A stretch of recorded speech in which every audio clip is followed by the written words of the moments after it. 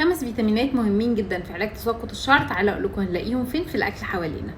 لو اول مره تشوفوني انا رانيا من روني كير. يلا نبدا. اول فيتامين هو فيتامين الف. فيتامين الف مهم جدا في كل خلايا الجسم تقريبا، ومهم بالاخص للبشره والشعر وكمان الضوافر. تقدروا ان انتوا تاخدوه من البطاطا الحلوه او من اللوز او من الجزر او كمان السبانخ. تاني فيتامين هو فيتامين ب او البيوتين. البيوتين تقدروا تاخدوه كمكمل غذائي 5000 او 10000 تركيزه، بيبقى موجود في كل الصيدليات، او ان انتوا تاخدوه من الاكل زي الحبوب الكامله زي اللوز وكمان اللحوم الحمراء. ثالث فيتامين هو فيتامين جيم، وفيتامين جيم هو مسؤول عن تصنيع البروتين اللي هو الكولاجين المعروف باسم الكولاجين. نقدر ان احنا ناخده من مصدره الحيواني كولاجين بحري او من مصدر نباتي زي الحمضيات زي الفراوله زي الفلفل وكمان الجوافه.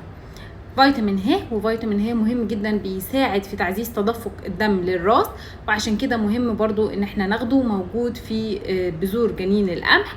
كمان فيتامين د. فيتامين د مهم جدا احنا نتعرض للشمس في الفترات اللي هي الصباح الباكر او قبل غروب الشمس، او ان احنا كمان نلاقيها في الاوميجا 3 او في الاسماك الدهنيه.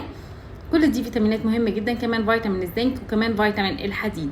كل دي فيتامينات مهمه جدا لصحه شعركم. حافظوا ان انتوا تدخلوها في نظامكم الغذائي. استنوني فيديوهات تانية كتيره نعالج مشاكل الشعر.